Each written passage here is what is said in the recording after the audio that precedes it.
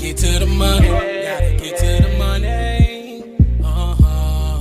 Early morning, so you know that I'm on it. So you know that I'm on it. Gotta make sure that my family straight.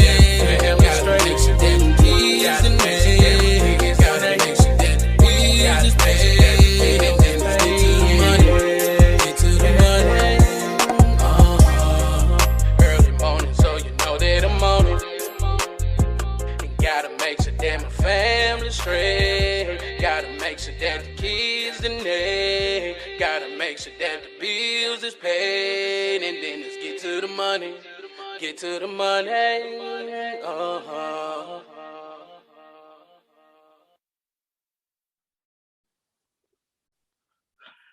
Welcome to another episode of Drinking After Dark, a podcast where we discuss random topics while having a few drinks. I'm your host, Darius, and as always, drink responsibly. And y'all make sure y'all follow Drinking After Dark Podcast on Facebook, Instagram, TikTok. And y'all make sure y'all like and subscribe to Drinking After Dark Podcast YouTube channel. Tonight, I have a very special guest with me. This is family. And I'm going to be real with you. He's the first of my family to actually come on the podcast. So this is actually pretty cool. Man, I don't know like too many words to describe him, but I'm telling you what, y'all gonna enjoy him tonight. You know what I mean? He's an all-around great dude, great father. I know he's an excellent father, him and his brother both. So, you know, they really doing their things out here. But I want y'all to give a big welcome to the podcast. My family. Jamal, what's going on? What's up, cuzzo? What's up, people? Not much, man. What you drinking on tonight? Man, right now I'm just drinking on a little bit of this Sky Vodka and some Red Bull. Okay. Well, y'all know what I'm drinking on tonight. I'm drinking on this Crown Royal Vanilla mixed with Dr. Pepper cream soda. So that's what I'm on. Y'all know that's my go-to drink. You know, that's the only thing I pretty much stick to. You know, so but if y'all have any suggestions, man, y'all let me know. I might try something different in the future. What you say it is you drinking? Crown Royal Vanilla. Yeah. And what else? The Dr. Pepper cream soda. Cream soda? Yeah. I'm gonna have to try that. Yeah, you seen the Dr. Peppers with the cream soda on it at the stores? Oh yeah, that's good though. And I'm gonna be real with you. You really cannot tell between regular Dr. Pepper and the Dr. Pepper cream soda. I guess it just is more of an enhanced Dr. Pepper, I guess. Yeah, it sound good, man. Yeah, it's definitely good. If not, I would mix it with like root beer. Yeah. I'll mix that with root beer, and for like Christmas Eve, my Christmas drink, it's actually a root beer float with that Crown Vanilla in it. So I've been on this Crown Vanilla for over a year and a half. Yeah, about a year and a half. So, you know, I got put onto it. I was always a Crown Apple guy, but then, you know, once I tried a vanilla, I was like, all right, I'm hooked on this. But before we get started, man, I just want to give a huge shout out to my sponsor, Joe Shakinab and Shakinab.com. Visit Shakinab.com for services, monthly updates, and contact information. Once again, visit Shakinab.com, promoting leadership and scholarship. So, Jamal, man, go ahead and introduce yourself and tell the people a little bit about yourself. Well, pretty much I'm well known here in the city. Me and my brother, you know, we got a big old family. My name is Jamal. I'm a senior, so I introduce myself to people as Jamal Senior now because my son, he's a junior. So, but I'm born and raised here in Clarksville. Got 2 brothers that are fairly well known, older and younger. I'm the middle. I have 5 kids, me and my fiance. All of them except for one of them live with me, which is my oldest. He's in Texas right now. Pretty much, man, I'm just all around cool dude. You know, it ain't too many people that can't say they don't know who I am or know of me or something like that, you know, especially around here in this city. But, you know, I see you've been doing your thing, man, and I've been meaning to tap in with you. So when I ran into you, I'm like, oh yeah, I got to tap in on that. I appreciate it, man. A lot of people have been paying attention now. I've been doing this thing for a year. Right now, it went by pretty quick. I actually, when I made a post on social media, I remember like someone told me like, "Hey, let me go back and see when I made my very first episode. When I released my very first episode. My bad." And when I was like the 18th, June 18th of last year, I was like, "Dang, that's been a whole year, and it went by pretty fast." Yeah, Sometimes you don't know when you're having fun doing what you're doing, man. It just goes by pretty quick. exactly. Yeah, definitely, man. But I'm really glad that you came on and stuff like that. Um, I know when you see me Saturday, it was like I know you kind of wanted to get on. I know there's some things that you want to talk about, and one of the things you really want to talk about is inflation and all the shit that's going on right now. Gas prices, food prices, rent. Basically, everything is going up, but wages. So what's your thoughts on that? Man, it's crazy because with the way the economy is right now, it's hard for people to just survive. The rates of the homeless is going up. People out here stealing and breaking into people's houses, just to survive. You know what I'm saying? The job market is up and down. They they expect you to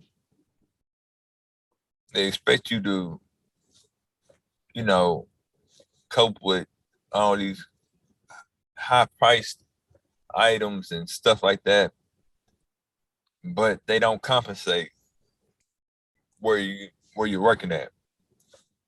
They don't they don't give us raises or incentives to compensate with the inflation of this economy right now. Because right now, bro, it's it's almost like it was in 2008. You know what I'm saying? The stocks crashing and all that. People losing homes and stuff like that because they can't keep up with the economy. I mean, bro, it's terrible. Thank the Lord that I have uh, the family that I have. I come from a line of hardworking people, and we're blessed. But at the same time, everybody ain't living in that same predicament. You know what I'm saying? Right. Yeah, So definitely. it's just it's rough on people, man. It's real deal rough. Yeah, it's definitely rough, man. I had a feeling ever since COVID came into the picture, it was gonna get it was gonna get pretty bad. I mean, COVID was Yeah, bad, but it's gonna take years to even recover from that. I, And we still gonna recover. I don't know when we're gonna, get over that hump, but it's at a point where even a second job is not gonna help you. right, Not right right, now. Because you got these companies, these big companies buying up all these apartment complexes and all this stuff, and even houses.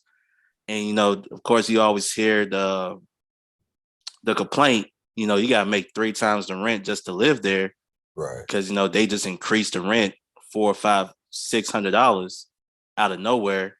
Trying to recoup some of that money that they lost back in 2020, and it's like, what people gonna do now?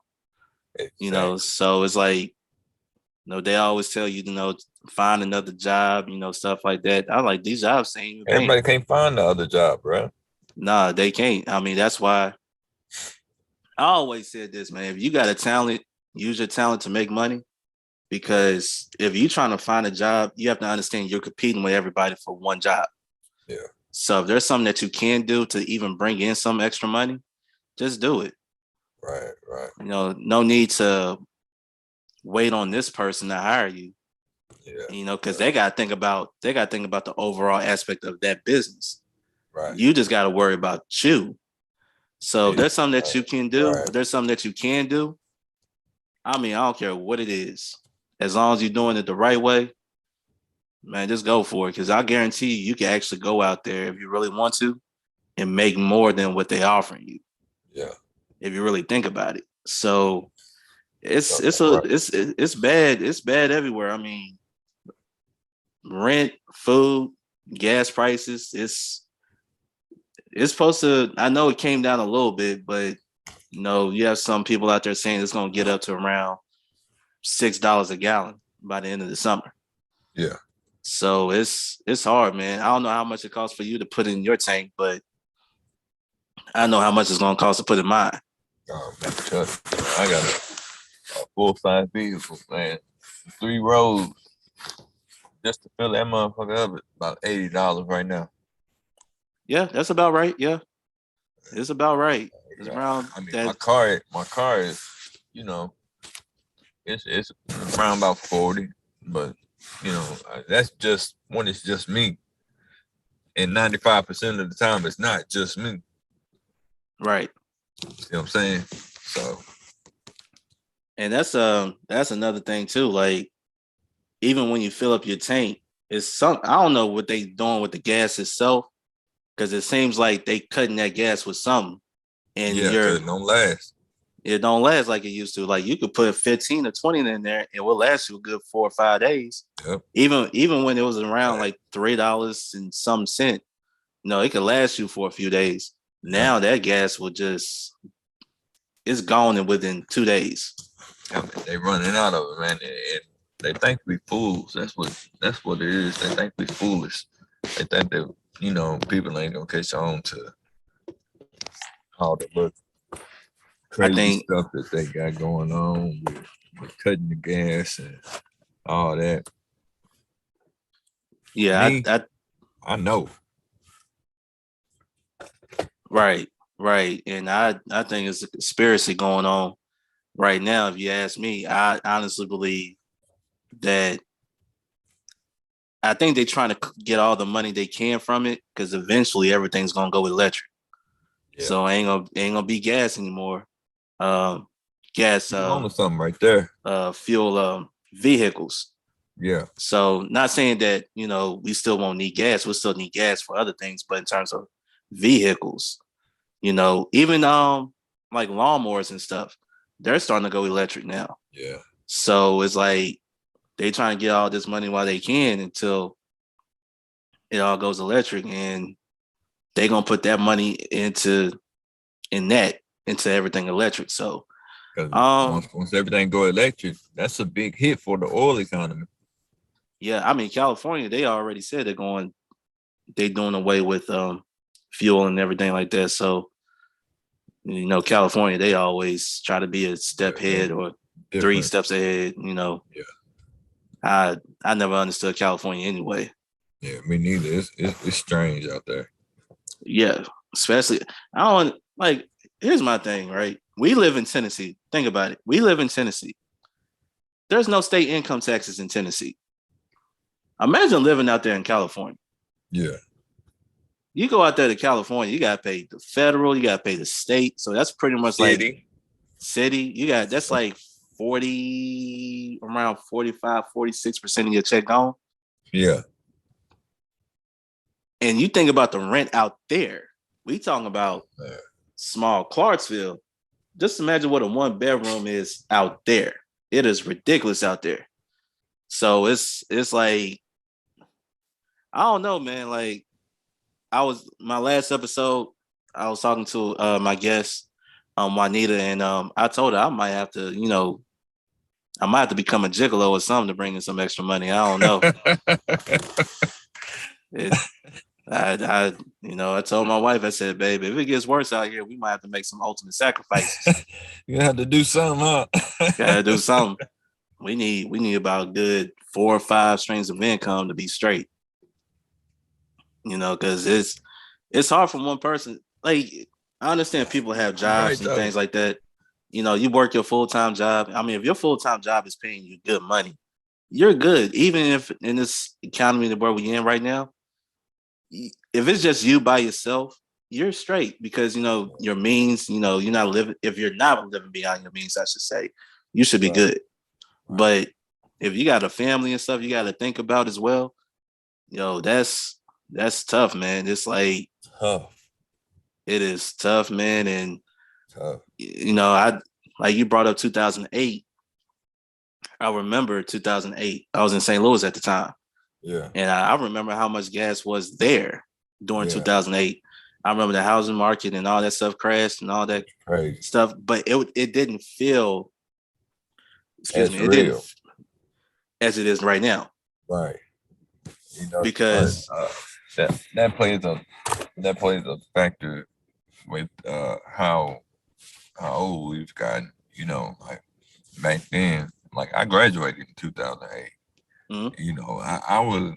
I was aware of how bad the economy was, but at the same time, I didn't see the effect that it had on me personally. You see what I'm saying?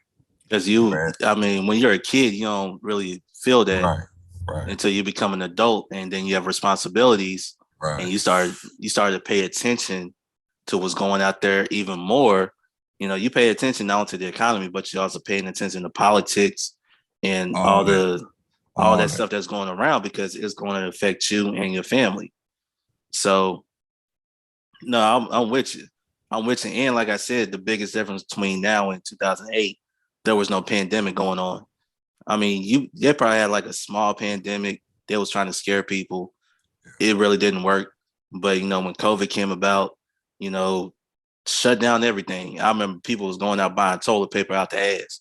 It was like, dude, couldn't find a roll of toilet paper to wipe your ass nowhere. No ground beef, no chicken. I mean, people were buying just dumb stuff. They were just taking everything, bro. Like it was you couldn't even find a pacifier for the baby. Like why y'all taking all the pacifier?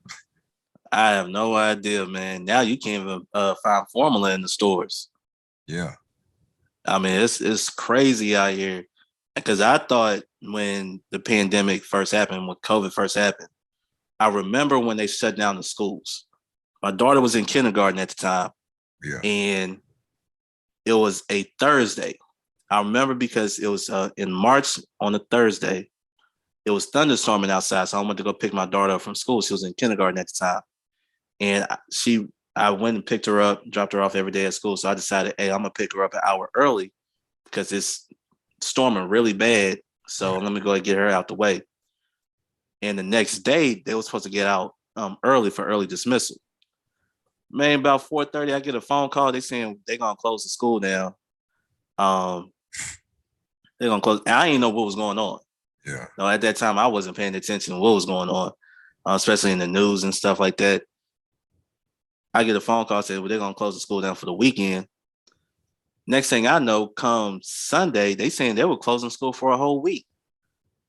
And then, well, it's actually 2 weeks because the following week after that was spring break. So they was out for 2 weeks. Yeah, they was going to come back at the end of March. And then they kept pushing that thing back. I was like, and I remember when they said they was going to shut everything down. I swear to you not, it was a Friday night. I told my wife, I said, babe, and she was at work. I was like, babe, I'm going to have to go to the store because I guarantee you all these shelves are going to be cleared out. Yeah. And I don't know how I was able to go get what I needed to food-wise. But that toilet paper, I swear to you not, I went to, I don't know how many stores. Bro, it got so crazy over there. People was actually fighting in the stores over toilet paper. Over toilet paper, man. And luckily, and here's the crazy thing about it. Luckily, I had a cousin who had a Sam's Club membership, and they could go get toilet paper from there because not a lot of people was at Sam's Club. Right. So we were lucky for that, just to get it from there. But man, I swear, I went to Walmart on Wilma Rudolph. I went to Kroger. I went to Dollar General. I went to Publix. Then I went to Walmart across town. Everything was gone. It was like I went to all the Walmarts here. Everything was gone. I'm like, man, they really is this serious. This is the first time I figured it was serious out here because everybody was panicking because nobody knew what was going on. Nobody knew about the virus or anything like that. They know where it started That was from. that was a real. That I ain't even gonna lie. That was a scary moment right there, bro. Like when that Yeah, first hit, people didn't. You know, what I'm saying we didn't understand it. Didn't know what it was. All we knew is it was spreading from country to country, killing folks at the rate that they said was killing people. But hmm that's a tactic. The government uses that. They use the media as a tactic, yeah, and it spreads mass hysteria. yeah. I mean, I wasn't. I want to be real with you. I wasn't. I don't want to sound like rude or inconsiderate. I wasn't too concerned Yeah. because I wasn't. I'm gonna be real. I wasn't really out and about like that anyway. Right. Right. So I was, I would go to work and go home, and that was the thing. But I'll tell you this: the one thing about that time in 2020 is that if you were a person like me, it gave you the opportunity to work on things that you really want to work on. Right. Right. And not only that, but we talked about the bad of the pandemic. We could talk about the good of the pandemic and everything it brought us. You see what I'm saying? It brought positive stuff that families. came about. Yeah. Even that, it brought families closer together because you actually had to be there. Yep. And whatever problems you had to deal with it because you Yep. can't leave and go to work, so you had to deal with that. And also you talking about content. There was a lot of great content that came out. I know you remember as soon pandemic hit, what's the first thing people talked about that was on Netflix? It was Tiger King. Yep. It was Tiger King and Then me and my after wife. that, Dave Chappelle came through with his special. Uh, there was a couple of more comedians that dropped some specials. Kevin Hart. Kevin Yep. Hart, yeah. Man, you're right though during the pandemic because I've always been one to be at home watching, what I'm saying, movie after movie. Mm-hmm. You know what I'm saying? But when the pandemic hit, now my fiance has a chance to be at home and the kids home. So now we watching movies as a family. You see what I'm saying? Right. So that started something in itself. Like, so now we have a night every week where we just, watch movies until we all fall asleep. What was the first movie you watched during the pandemic? You remember that? Man, hey, it's crazy because, when it hit, I watched, what's the name of that damn movie? It's, damn, I'm gonna have to look it up, but, I think it's called Virus. I think that's the name of it. But it was just like how COVID hit, bro. Like, you know what I'm saying? It was weird. Like one person got it and then start spreading from airport to airport, and then it was all over the world. They was all in these hazmat suits and all kind of shit. I watched that strictly because I was in my mind at that time, I was thinking this is how the world is about to become. You know what I'm saying? You'd be because the way that amazed. they was making it seem, that's how I was. So I was like, man, you know what? I'm gonna watch this movie. And when I watched it, I was like, oh man, it freaked me out. So I'm telling my old lady, like, hey, you got to get your gun permit. You know what I'm saying? And they ain't no telling what these crazy folks are gonna do. Yep. You know what I'm saying? So but a couple of days after into it, the more information that came about it, the less I was concerned with everybody just, coming, walking zombies. But I mean, I remember that like yesterday. You'll be surprised how TV and movies can predict our future. Oh man, dude, I'm so big on that, man. Let me roll this one down, man. Those and stuff. But yeah, you'll be very surprised. I remember during that time, the very first thing me and my wife we watched.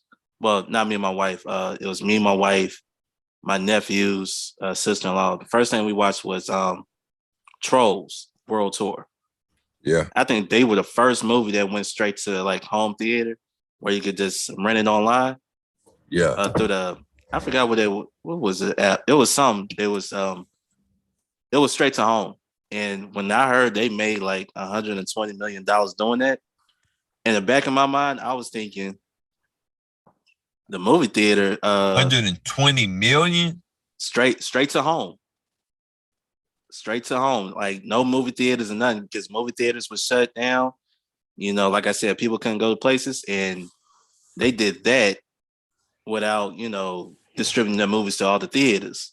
Yeah, And so I was like, oh man, this might be the new wave. Because Netflix kind of started it with their own original content yeah, and nobody really paid attention to it until now you start seeing these major motion pictures. It's like, oh wait, we could go straight to them during this time yeah. and still make money. And yet, that's what they did. And it was, and you see it now with all these streaming services. You have not only Netflix with their new contents they You got putting out, Prime, Hulu, Paramount, H- Stars, HBO Max. HBO Max, all that. Yeah. Was that during 2020 when the Mortal Kombat movie came out? No, it wasn't. Nope. That No, it was wasn't. 2021. That was 2021. Yep. And here's a funny thing. I didn't get HBO Max until Mortal Kombat was coming out. Yeah. You know I, what? What came out that made me get that? What was it? Damn, I don't know what movie it was, but it was something that my wife, I believe it was something that my fiance wanted to see that made us get HBO Max and then Stars and all that. But and that Stars app, man, I ain't gonna lie, that's probably one of my favorite apps, Stars, because the movies that they kick out and just the series that they be showing, like Power and Peak Valley. I ain't even never watched Power. How about that? you never? I started watching it at first. I ain't And never seen not one episode. What made you get into Power? Bro, I've never seen it. Oh, you still never seen it? Never seen that one episode. Oh man, hey, I'm telling you, you watch that first episode, you're gonna want to catch up because it's And really it's so far into it now that I'm just like, what's the point for it? well, yeah, I understand that. I try to get my wife to I can't even lie. Me and my wife, we watch two different things. I'm more into the action and the comedy. She's more Yeah. into the drama stuff and all that. And I was like, you know what? I'm gonna see if I can get my wife to watch some of this stuff that I watched as a kid, which I know I shouldn't have not watched this stuff as a kid, but it was the 90s. I mean, what can I say? I watched some of everything in the 90s. And Yeah. on HBO Max, you could go on there. You could watch Oz. I was trying to get my wife to watch Oz. And you could watch The Wire. None of that, huh? Nah, she didn't want to see none of that. I'm like, babe, understand what HBO did. There wouldn't be no stars without HBO. It would be none, man. It would be no Stars without HBO.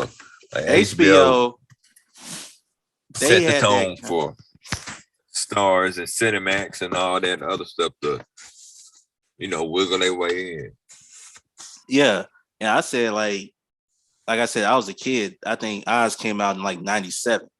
Yeah. So I'm like 9 years old watching Oz.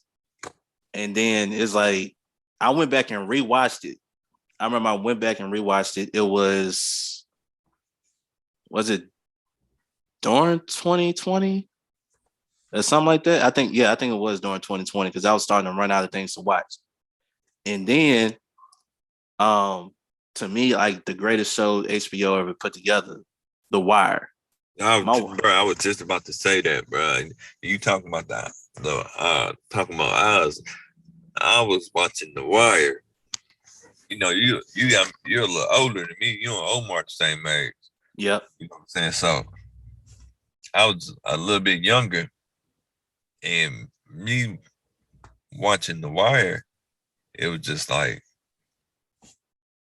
man, is this really how life is up there? You know what I'm saying? Like it taught me a lot of things about the streets, and even though it's different from being there and up here and being up there and then down here, it still taught me how to. Hold on, man. It's a spider in here. Motherfucker. Hold on, man. I gotta kill this damn spider now. Yeah, man. Like I ain't gonna lie. The Wire. When I was in high school, I couldn't wait until Sunday. Yeah. Because The Wire was that show. It you get so into it to where like you remember all the characters and what their characters was all about, right? And I think I'm gonna be real. I can't speak for you, but I'm gonna speak for myself. My favorite character on The Wire was Omar. I Period. was just about to say that, man. As That- crazy as he was. Yeah. As soon as he walked up in the projects, everybody running like Omar's coming. And he in trench coat, Yeah. do-rag, whistling, telling them, listen, I'm coming back tomorrow. That's how he was. You know, and then it was that show was just a great show. I might have to go back and rewatch it. Yeah, you ain't lying though. I gotta see Avon. I gotta see what's that? What's it, McNulty? The cop McNulty, the white guy. Yeah, I think that's who he was. McNulty. Uh-huh. Man, that show launched so many careers. It's ridiculous. I mean, definitely did, man. R.I.P. to Omar too, man. Because yeah, man, I don't think nobody else could have played that role, bro. Oh, nobody. That role made him a superstar in my mind. Superstar. And you could tell he could do serious roles because that was a serious role. And then you seen him in other projects where he was doing comedy. So it was like, yo, this dude is talented. And what's the other show? That was actually on HBO, I think, and they canceled it after the first season. Dang, I watched it too. I don't want to get my wife in here, but it'll pop up to my mind. Yeah. But it was he was in it. What's her name? Smollett. Was it Smollett? I think her name was Journey or something. No, his sister. I think it was Journey. I think that's her name.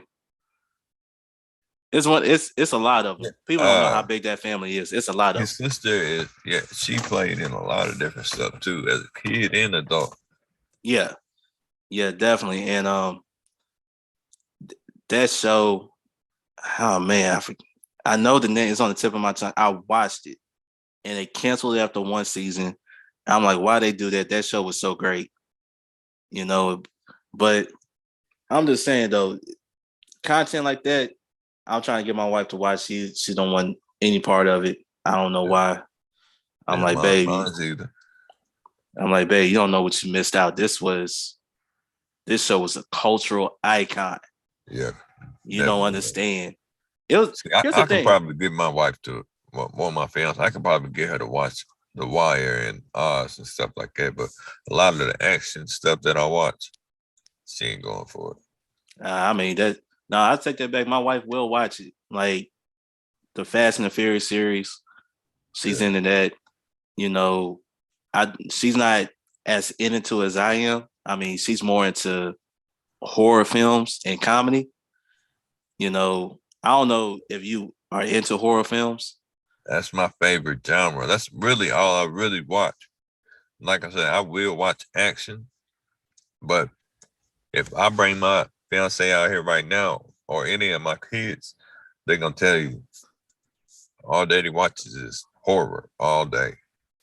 Okay, I'm gonna tell you a movie that I watched, and I'm not ashamed to say it. As an adult, it scared the shit out of me. I couldn't even go to bed at night. The very first time I watched Insidious, that Yeah, movie, it really fucked with my mind. I'm thinking the yeah. scene where he dude walking back and forth outside and And then he all, inside.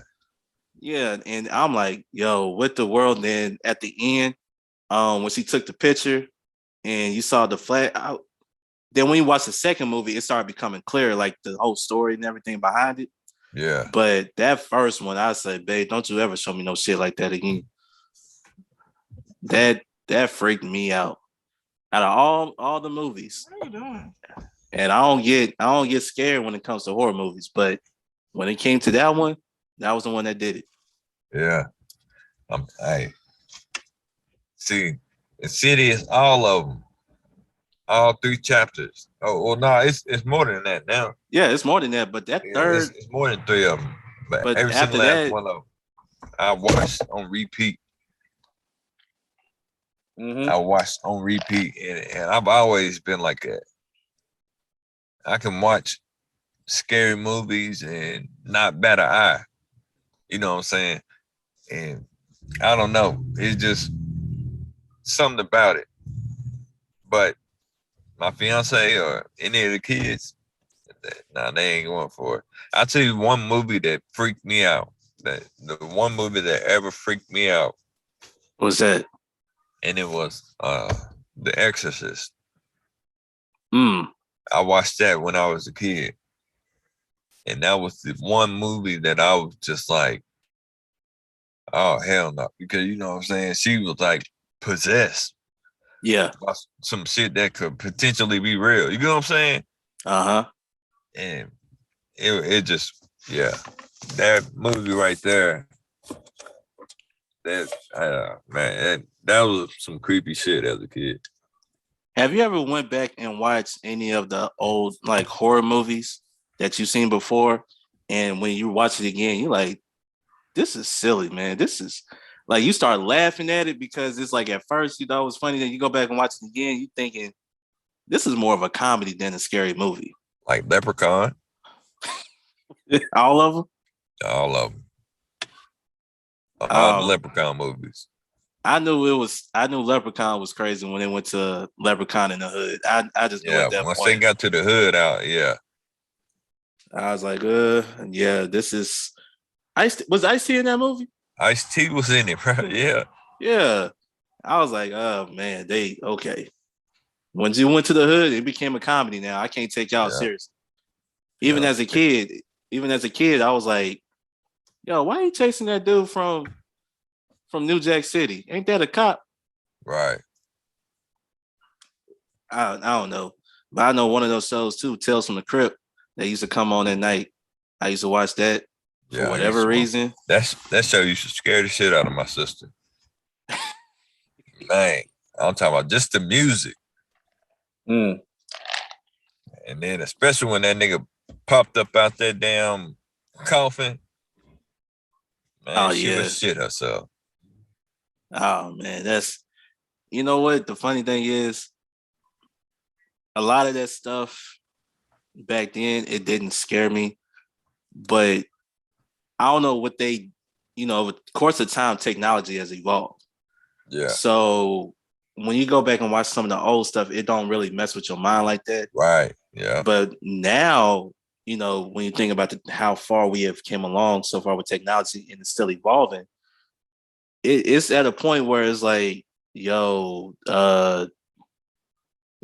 this ain't right. Yeah. This definitely ain't right. I don't like. Look, I'll tell you one movie that I've seen in the last couple of years since the whole movie catalog has changed and the way they do effects and all that stuff. One movie that still like kind of bothered me and creeped me out was the new Evil Dead. Okay. Cause but that was some wild shit.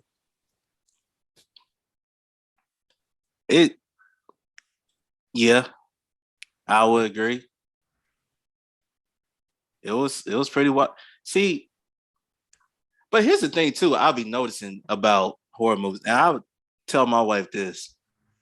I'm like, babe, have you ever noticed how they make the characters so dumb and stupid in these movies? Like, I don't get it. I don't understand Yeah. why they just like they should have left, but they stay. Yeah. Like, come on, man. That storyline so played out, man. You know for a fact that you don't run into a cornfield in his territory, knowing I don't that know why they still carrying that storyline, man. I'm sitting there like, come on, man. They can't figure nothing else out, nothing that's new and innovative when it comes to these stories. I feel like I'm watching the same movie with a different title. It's like, come on. Yeah. And then even still to this day, who's always the first one to get killed? You know who that is. Yeah. You know, this you gotta shout out.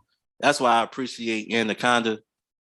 Because that movie was slick scary. It's slick scary because they Anacondas for a reason. And the fact that you didn't see Ice Cube die, you know, I really appreciated that movie. Nah, for real. Yeah, and J-Lo thugged it to the end. Yeah, I was about to say Jennifer Lopez was in that movie as well. I forgot she was in that movie actually. Yeah. You know, this before she became J-Lo, she was just Jennifer Lopez. Yeah. You know, so I really appreciate movies like that. I think it was another one, Deep Blue Sea.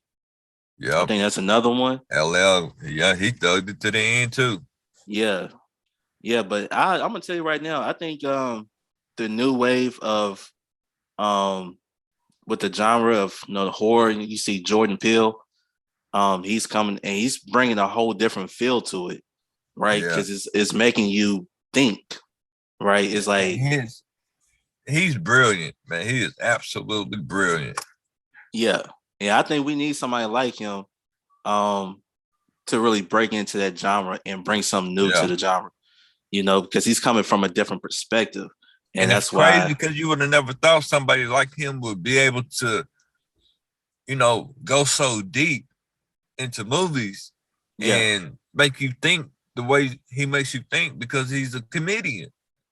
Yep, he's a comedian by trade and very talented. I mean, like from the voices he does, the Barack Obama voice that he does, the character he portrays sounds just like him. You know, the Mike Tyson bit, you know, him and Michael Keegan? I think that's his name. Yeah, both of them are very talented and things like that. And to get that from him, definitely talented. I mean, like, I knew when I first saw Get Out, I said, okay, this dude got something, and I know he's gonna continue to make. I ain't even gonna lie to you. Even now, to this day, I don't look at white girls the same. I don't. You know, it ain't nothing against white girls or anything like that, but I just don't look at them the same because that could be a very true narrative. Yeah. You know what I'm saying? And I'm sure that's happened somewhere in America at one point in time. I'm sure. I mean, let's just be real. Yeah, I mean, I also remember too. I don't know if you saw this clip. And everybody thought that he had something to do with this, but it hasn't really been confirmed. You remember when before the new Fresh Prince of Bel-Air came out on Peacock? they did a like a trailer of what it would be like if it was a drama series. And it actually turned that around, became a drama series after Will Smith saw it. He met the director behind it, and it was like, oh, they're gonna make this thing happen for real. They did another one, but this one was more like kind of like, you know, like Get Out in a sense, but it dealt with Fresh Prince of Bel-Air again, but it dealt with the two Aunt Vives. And somebody kind of brought that to like a whole different perspective. Because you remember in the series, they replaced the dark-skinned Aunt Viv with the light-skinned Aunt Viv, right? So somebody said, well, what if the light-skinned Aunt Viv really got rid of the dark-skinned Aunt Viv to move into that family? And made the dark-skinned Aunt Viv crazy. And so now she's in a mental institution. And I'm thinking like, shit. And everybody thought Jordan Peele had something to do with that. I was like, that's kind of like a Jordan Peele type of storyline. I'm like, if they ever did that, I would sit there and watch it. If they ever make that into a movie, I swear to you not, I will watch it. I'm gonna be like, get her ass, because she need. I'm waiting for it. I can't. But you know, when you see stuff like that, you see, like I said, during the pandemic, when you have time to yourself, you have time to work on yourself and the things that you truly want to do. I guarantee you somebody really thought about that and was like, yo, what if this would be like this way? And if they ever make that to a movie, I swear to you not, I will go to a movie. Now I'll say this. It will be on my list. Now I would say this. Will Smith can't be a part of it because he got his thing going on right now. So people talking about he's gonna be blackballed. I'm like, this man ain't gonna be blackballed. Come on, man. That's not happening. He's not gonna be blackballed. Ain't nothing gonna happen to him. This is gonna blow over, and he's gonna go out and recover from this. It is what it is. Yeah. So.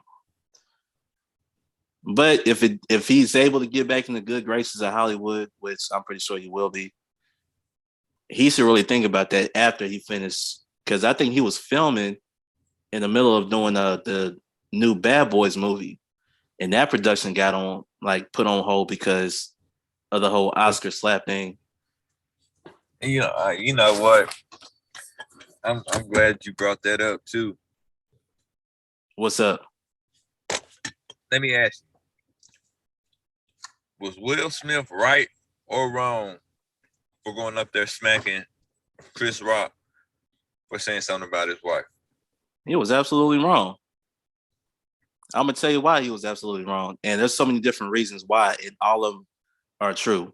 One, the first thing is that you laughed at the joke first and foremost.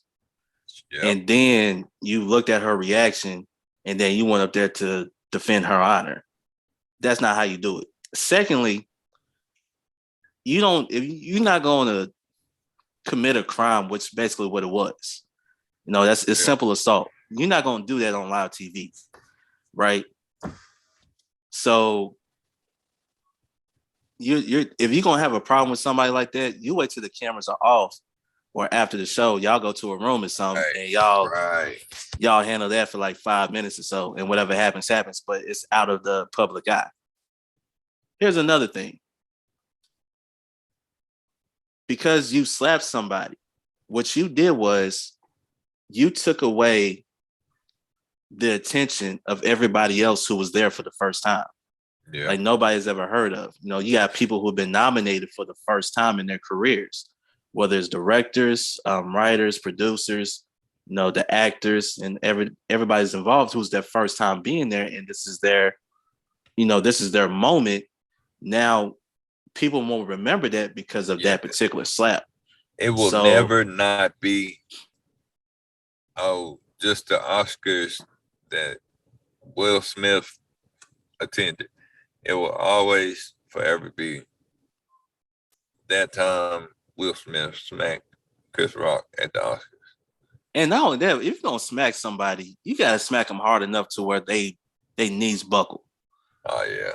You didn't As even big as smack he him on. is, as many as powerful characters he done played, he could have smacked the shit out of Chris Rock. I mean, if you're gonna do it, do it. Don't sit there, do it halfway. Chris Rock took the slap. Didn't even move from the spot that he was in. But you know, I salute Chris Rock though, because the Oh man yeah, laughed it off, man, and he told the security, "Hey, just chill." yeah, yeah. I They could have mean, been on his ass. You know what I'm saying? yeah. They told Will Smith to leave right after that happened. They really told him, and he was like, "Nah, man, let him stay," because even Chris Rock understood he's finally getting his just due. He's finally getting the praise. He's finally getting the recognition for all the hard work he's done that night. Because it was pretty much a foregone conclusion he was going to win an Oscar that night. So he understood that moment. But I remember going back and rewatching the clip they put on social media. And I remember that he was going to go in on Will Smith because he stopped himself. He did that little smirk and he was like, "Oh, I could have," and then he stopped. Yeah. Because he knew he could have went in on Will Smith at that moment. At that moment, yeah. And I was thinking like, oh boy, I'm telling you. And you got a lot of people out there who praise Will Smith. But I'm like, really? I mean, It was because absolutely monkey. That was I'm like, absolutely monkey. did he really protect her? Or what's what? Because from the looks of things over the last, like I said, the pandemic, I'm gonna go back to this. That damn Red Table Talk. That's how that show got popular. What she's been doing ever since everybody was at home, they needed something to watch. People was watching this show and they're like, why is she basically telling all of her marital business? Every single detail. From her entanglement to the color panties she got on. Well, here's the thing. The entanglement thing didn't come about until August Alsina brought it about. Nobody knew about that. And then when it came about, it was like she still didn't even truly admit that, she was, I'm not going to say she was in the wrong. Well, no, I'm going to say it. Yeah, she was in the wrong because she took advantage of August Alsina. And because that was her son's friend. And I'm going to say this too about Jaden. Yeah, Jaden Smith. You don't ever bring somebody to your mom that's not a licensed therapist. Yeah. If he needs help, you go get him some professional help. Right. Don't bring him to your mom thinking your mom is a healer and all.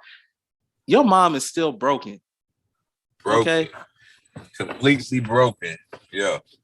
She's still, and this is what pisses me off about the whole thing, right? And this is why I feel bad for Will Smith. Every time Jada's on the camera, she's always bringing up Tupac. Yeah.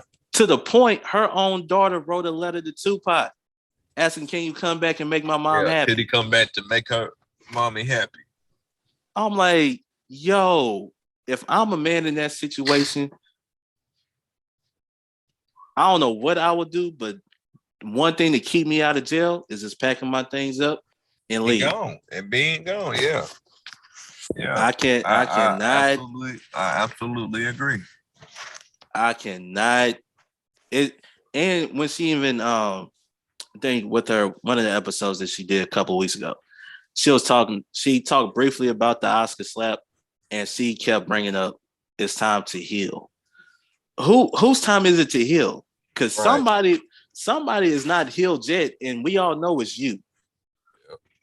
I don't know what it is. I don't know if you actually went to go seek professional help or whatever, but you're still broken. It's like, how can somebody help somebody that's not healed themselves? Right. And then, like I said, you took advantage of August Alsina, and I felt like August Alsina really did love Jada because he wouldn't even bring this stuff up to the forefront because nobody knew about it. I don't think people really cared, because people always thought they had an open relationship anyway. But you bring this up, and now you bring your husband on there with you for an episode this man in tears. I'm like, come on, man. This is Jada's been pulling all these strings. Yes, she has, man. And it's crazy that she's even just this weird ass woman now. You know what I'm saying? Like, who would have thought Jada from Set It Off and what's that Shame? What's the name of that? Low Down Dirty Shame. Oh yeah, Low Down Dirty Shame, You know what I'm Jason's saying? Lyric. Who would have thought this woman A Different World? a different, yeah, all that, bro. What else she played in? What did I say? Jason's Lyric. Jason's Lyric, bro. Oh man, hey nigga, that scene she pulled in Jason's Lyric. If she did August anything like that, I see why. The little nigga was, you know what I'm saying? Yeah. But you know, who would have thought she would have turned out to be this absolutely weird woman? But you know what? Will Smith is a weird dude.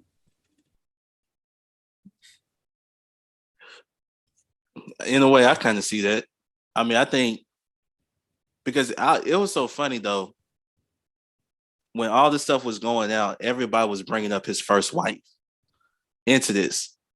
And because, you know, his oldest son is by his first wife. Yeah. And you don't really hear too much about his oldest son because, you know, that's not from Jada. But, you know, he's, you know, his oldest son, you know, he's doing his thing. He's, you know, working the red carpet. But he's not, you could tell he really hasn't been in the same household as them. He's been in the same household with his mom. Because you could tell he's not out there like that. But, you know, the kids are. His two siblings, his brother and sister are. And it's like, yo, maybe, just maybe, I don't know if anybody really thought about it. Not only was Will Jada's rebound, but Jada was also Will's rebound. Yeah, that part. And just so happened, she got pregnant with their son, Jaden. So, I don't. Both of them was hurt at the time they got together. Yeah. And I'm gonna be real. I think Jada did truly love Will Smith at one point. At one point, I think she truly did love him. But I just think that after a while, it wasn't meant to be long term. Yeah, it just wasn't meant to be long term. And I don't know, maybe she stayed with him because I don't think she felt like she could go back to Hollywood on her own because Will Smith is A-list. He's an A-list actor. So definitely A-list actor. Yeah. No, that's why they call him Mr. Box Office. Because, you know, anything that he touches, you know, turns into gold. So I don't know. Maybe she was with him just for that. You know, and the fact that you got a husband who stay working, is making all this money, you know, putting out, you know, great content. You know, it's just like, does she really want to take a back seat to him? Because really, she was in the business before him as actress. You know, of course, Will wasn't a rapper back then. Which, you know, I don't know why people hated on him from rapping. I mean, he had some good songs. You know, I ain't gonna lie about it. I like Men in Black. You know, I like Summertime. That Getting Jiggy with It, that was a little corny, but other than that, you know, Just the Two of Us, that was pretty cool. You know, he had his oldest son in the video. You know, yeah, a lot of that shit he could have kept. Except for that, now when he did that Will remix, that shit went hard. That Joyner Lucas. Oh, Joyner Lucas. Yeah. Yeah. Yeah, when Joyner Lucas had Will Smith on the remix, and he basically gave Will Smith the entire song to do his thing. And he went hard. He did that. Yeah, I was highly surprised because I didn't think he was gonna come out like that. And you know, he was just spitting facts. You know, it was like, hey, listen.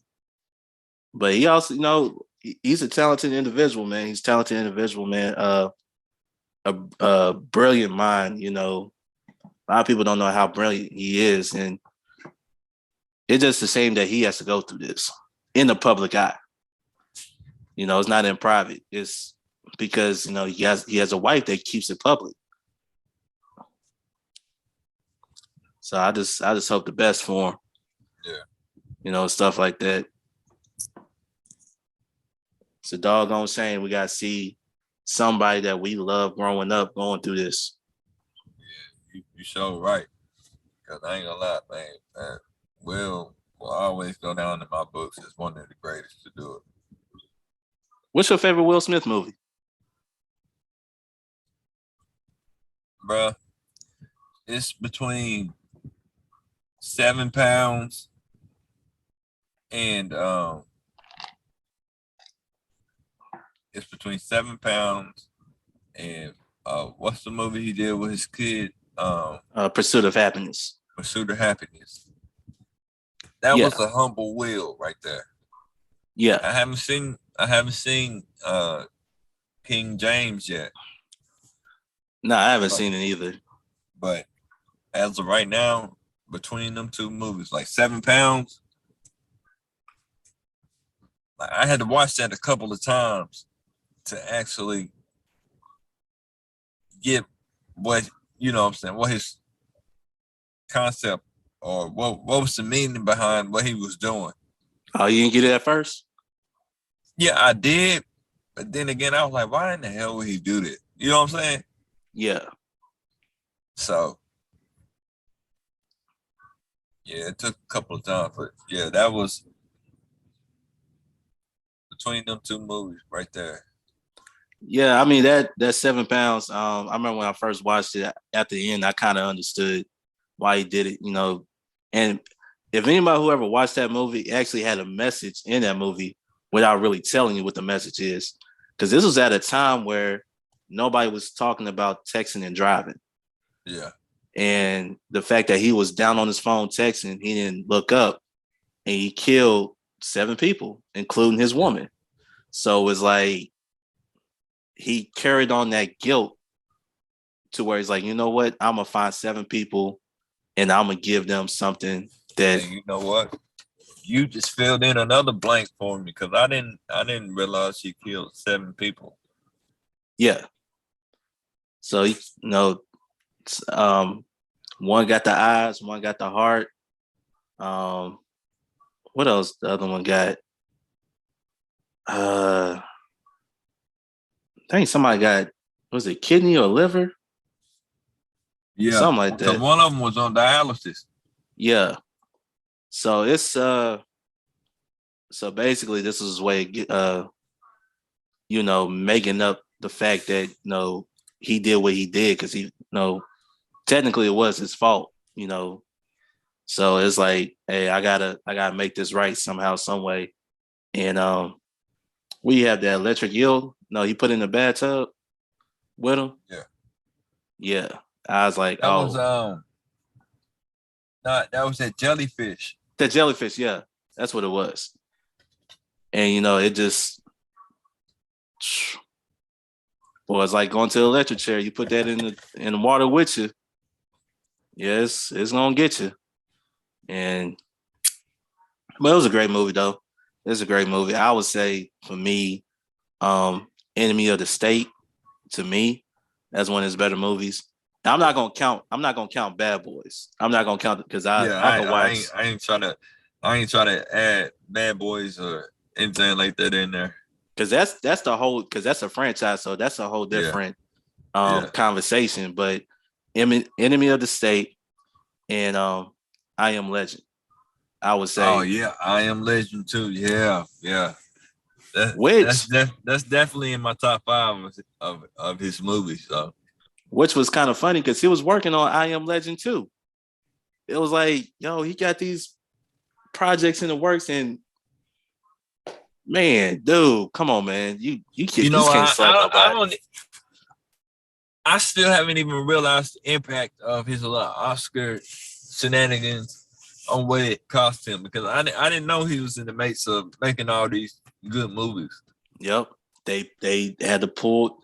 I don't think they necessarily pulled the plug on it. They But just put paused it it. on pause, like, hey, you got a lot going on right now. Yes, they gonna wait till all this blow over. And I'm gonna tell you the only way, um, you know, the fact that it was Chris Rock, and like you said, Chris Rock he was that type of person that basically like, told security, hey, no, don't do this, don't do that. It's just like it shows the true character of Chris Rock and what he means. And you know, the joke wasn't that bad. I don't. Yeah. Yep. It was just the fact that it was Chris Rock. Jada had a beef with Chris Rock from like the previous Oscars that he hosted, stuff like that. And it's like, but yeah, that and getting banned from the Oscars for 10 years. You can't go to an Oscar show for 10 years. That's crazy. It's crazy, but hell, it is what it is. I mean, it is what it is. He took matters into his own hands and he thought he was doing the right thing and ended up costing him at the end. So, but since we was on Bad Boys, I gotta tell you this: all the Bad Boys movies were great. So I'm gonna leave it at that. Every Bad Boys movie was done in its own way. The first one was all about Martin Lawrence. They focused that whole movie around him. The second one was about Will Smith because that's when he became Mr. Box Office, more action. Of course, the quotes from the movie you still use to this day, the Woo side and all that stuff. And then the third one, I liked how they focused more on the story and they added the comedy into it. It wasn't forced because you didn't see at the end that, he had a son that was trying to kill him. So that's why, yeah. So that's why I said all three of them was great. Every movie was great on its own. I'll go back and watch all three of them any day, stuff like that. So that's what I'll say about Bad Boys. One of the better franchises out there. I put that up there with that definitely was a hell of a twist right there. Yeah. Cause at first I'm like, man, who's this beautiful ass woman trying to get her son to kill all these people around this one dude? What's going on? Cause I figured that she got put in jail because of him. So I'm thinking like she really is salty because she got caught and got put in jail. Yeah. I ain't realized that they were fucking. And I was like, hold up. Cause at first I seen dude, I'm like, wait a minute. That dude got some black in him. Yeah. When I first saw him, I was like, he got Mexican in him, but he got some black in him. So what is all of this about? And when he went and he did some research and found out that she had a baby while she was in jail, and knowing the fact that her husband couldn't even have kids, oh man, that was crucial right there.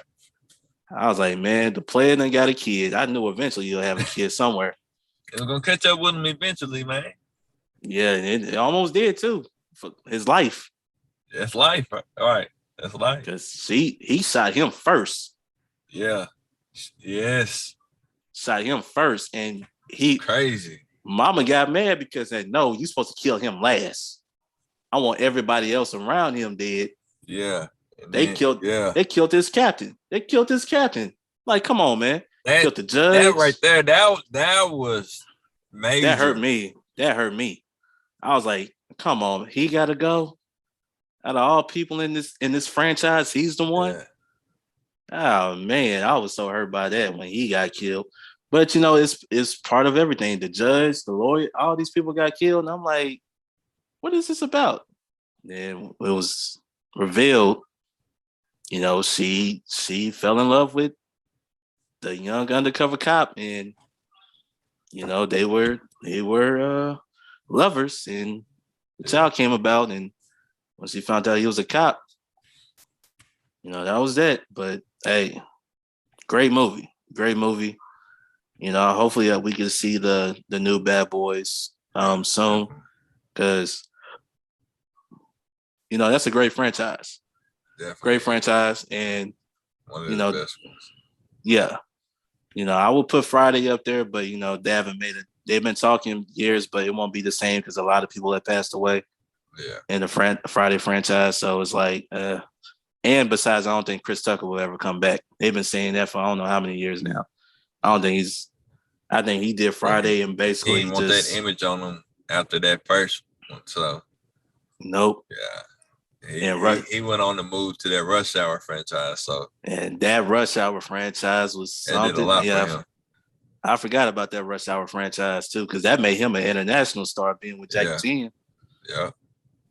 So, yeah, it's a lot of there was a lot of great content that came out over the last couple of years, and and it's going to continue to be more because now you start seeing people taking rights and ownership of their own content and just putting out themselves and stuff like that. YouTube is always a big place where people start doing their own podcasts, doing their own skits. Even what else? Tubi's really starting to come out and about with content, especially Black content. Yeah, a lot of Black movies they going on the Tubi and stuff like that. And, I love Tubi, man, and it's free. Hey, that's where it's at now. Tubi, Pluto TV. What else is free? They got this. Was it Freevee? It used to be IMDb. Freevee, but Freevee is free as well. Crackle TV, that's free. So it's a lot of streaming services out there. It's just absolutely free.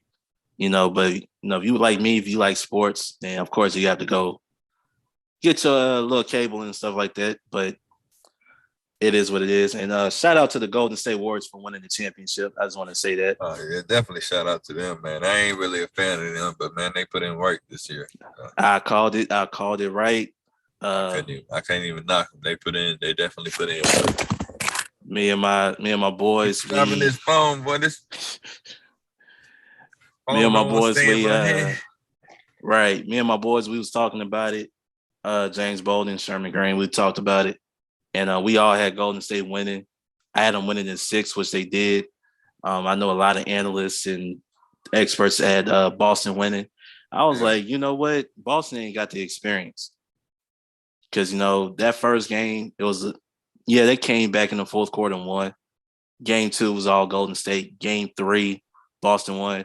And I told a friend of mine, I said, if Golden State wins game 4, they're going to win in 6 because now they got the advantage because they get to go home for game 5.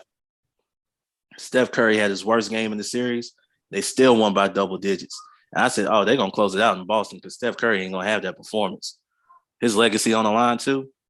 And Andrew Wiggins cut up, too. He shut down Tatum. Yeah. Like, Tatum couldn't do nothing, especially in that last game. He couldn't. The defense was just too immaculate, man. He couldn't.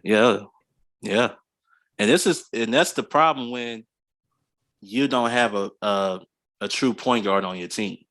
Either you have a true point guard, or if you have a like a system like what Golden State has, right? Even though Steph Curry is a point guard, the system allows him to really move and play without the ball because really their point guard is Draymond Green. He's their point forward. He runs the offense. So if they had somebody like that, if they have a better offensive system in Boston, they could have won. But I just think that Tatum and Brown try to do too much one-on-one and they get caught up and turnovers happen and hey, can't turn the ball over against them boys because them boys they gonna run you out the gym and that's what happens. So, but shout out to him, Steph Curry. I know a lot of people talking about him and LeBron James, both of them with 4 rings. I think LeBron's NBA Finals run is pretty much over unless, the Lakers do something drastic.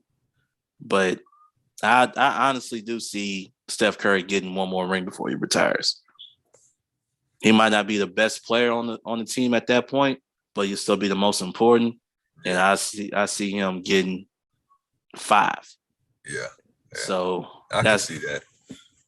I see that very well. That team, those owners spend money. That's the difference. If you spend money, you're gonna get what you're paying for. And Right. A lot of owners don't want to spend that type of money because they're, even though they got it, they still cheap. Right. So if you want a championship, you're gonna have to pay to basically get a championship. That's just how it's done. Or you develop your players. That's what Golden State is known for, developing their players. Steph, Clay, Draymond, Jordan Poole, Looney, who played great. And they still didn't. Wiseman still didn't play this year, so you getting him back, and it's like, oh snap! So now they got a true big that could play down low. Post up, got a mid range game, could block shots. Oh yeah, they're gonna be dangerous going forward. But no, I'm looking forward to next year. But football season is always gonna be first. Yes, sir. Right now, who's your team?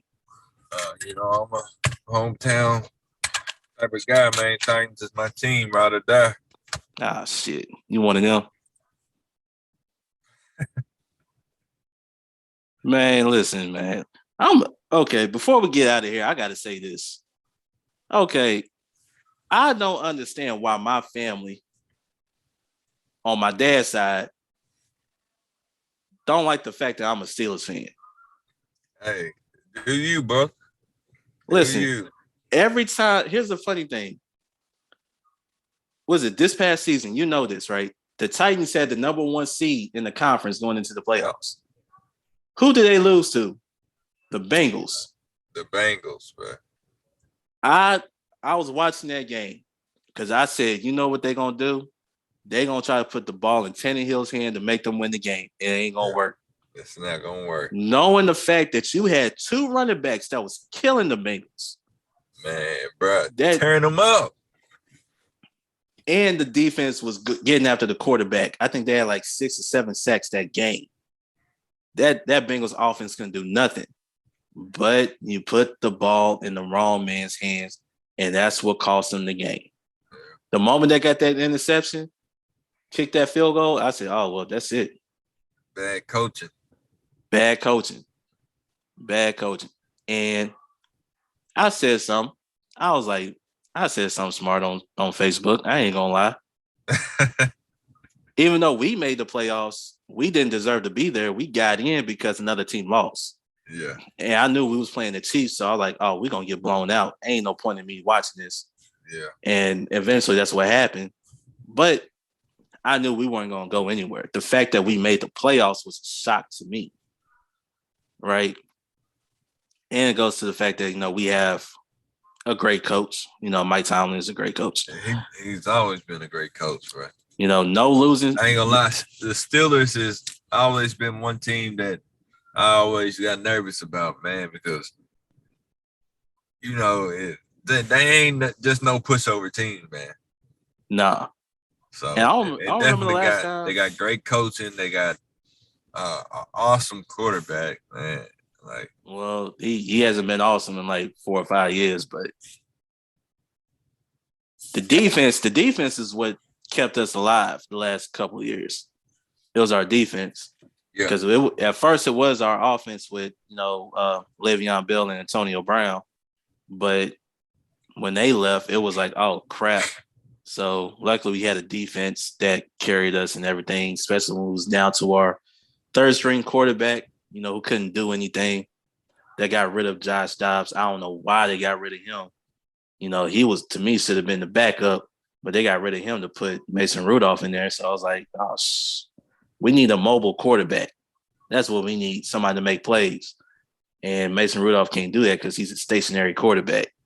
But, anytime we played the Titans, I remember one game in particular, we was playing the Titans in Tennessee, and we were up big. And I ain't gonna lie, I was talking a lot of shit that day. I'm sitting there watching, and they was like, oh, we about to make a comeback. I was like, it's too late. We already won this game. We won this game.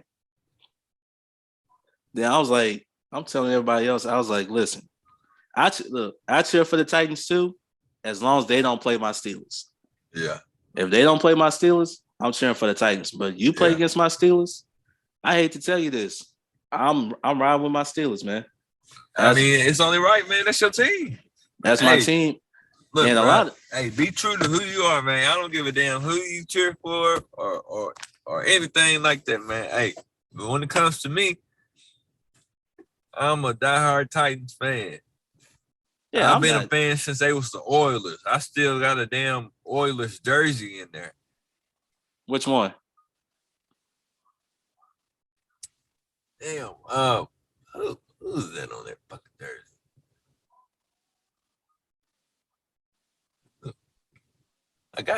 I had two of them. Matter of fact.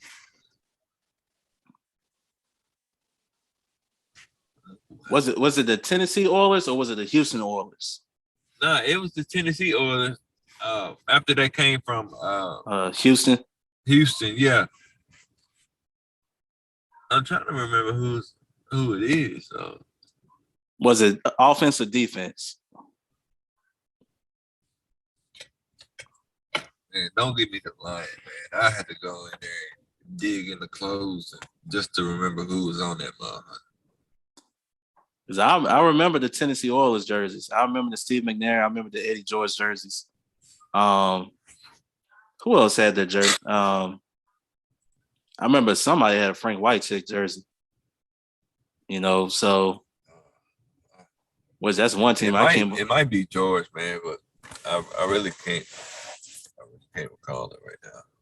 Which I'm kind of shocked that they never won a Super Bowl with that talent they had. Yeah, McNair's a quarterback, George, Mason, Dyson. We got cheated out of our only chance in the Super Bowl. Our only time we ever went to, we got cheated out of it. It was, you know what? I watched that. I remember watching that Super Bowl, and I'm going to be real with you. I felt like he cut up too soon because if he would have cut up in the end zone or closer to the end zone, he would have had the touchdown. Yeah, but when he caught it, he was too. Yeah, when he caught it, he was too far out, which gave the defender time to react and get that open field tackle. So, that was the only thing I would say. But that's one of the best games I've seen, in my lifetime. Maybe one day they'll get there. I think with Derrick Henry back there was the best running back in the league. There's no question about it. Yeah. No, you can't debate that. That's a grown ass man playing in the backfield. And the only reason I'm a Derrick Henry fan because he reminds me so much of the great running backs Pittsburgh had. So much like even like with Jerome Bettis. He gives me that Jerome Bettis vibe, who is shiftier, who is, just as strong, basically tell these little corners to get off of me, throwing them, down like you ain't nothing.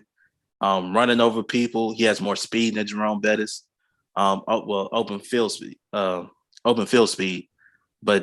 I'm a huge Derrick Henry fan. Anytime the Titans play, I'm like, give the ball to King Henry. Yeah.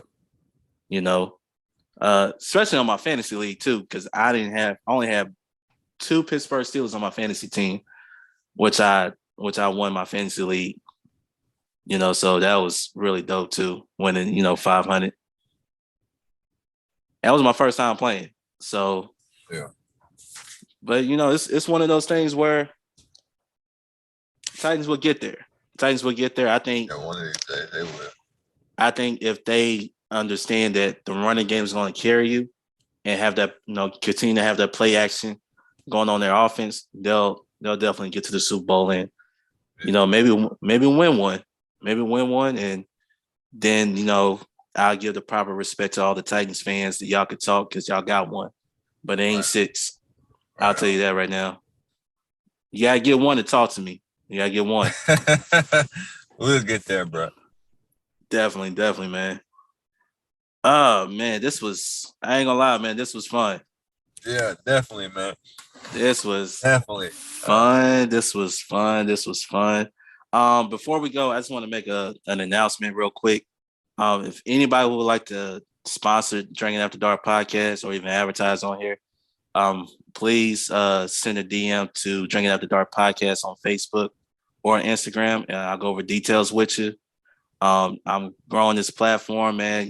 This is year 2. This is episode 53.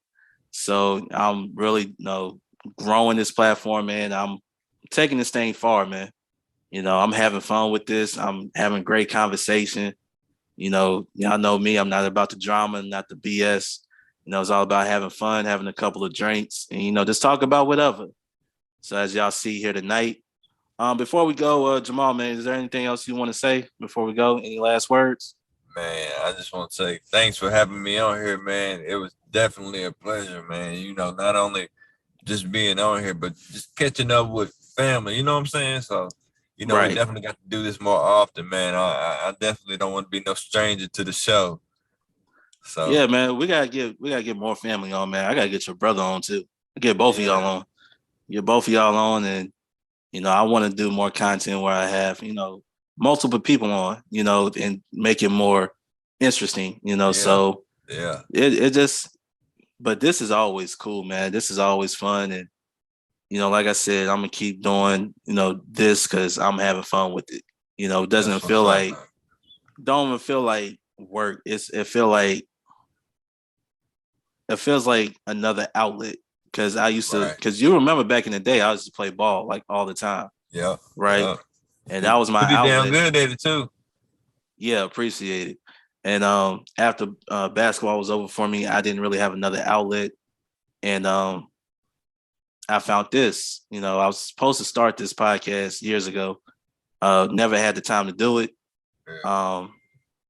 And if you ever paid attention to, like, if you watch podcasts on YouTube, they have all this equipment.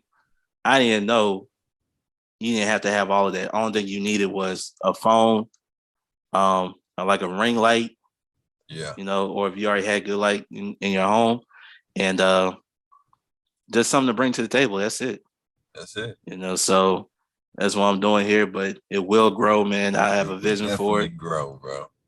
Have a vision for it. And it's going to be one of the best out there, man. So yeah. If y'all out there, man, y'all make sure y'all follow Drinking After Dark Podcast on Facebook, Instagram, TikTok. Make sure y'all like and subscribe to Drinking After Dark Podcast YouTube channel.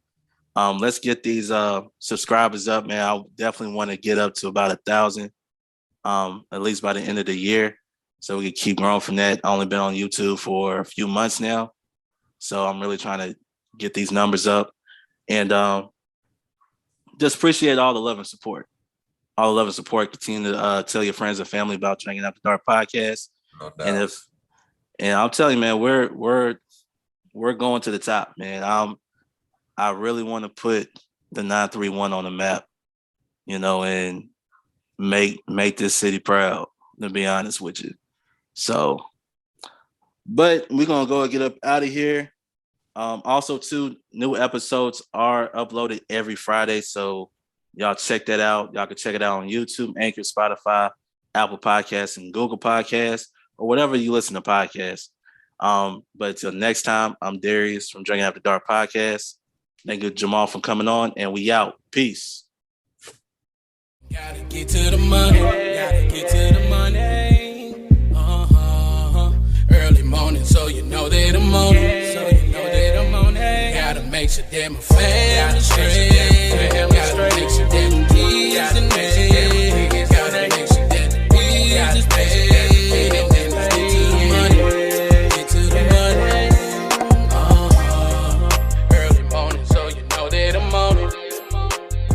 And gotta make sure that my family straight. Gotta make sure that the kids and they. Gotta make sure that the bills is paid. And then let's get to the money. Get to the money.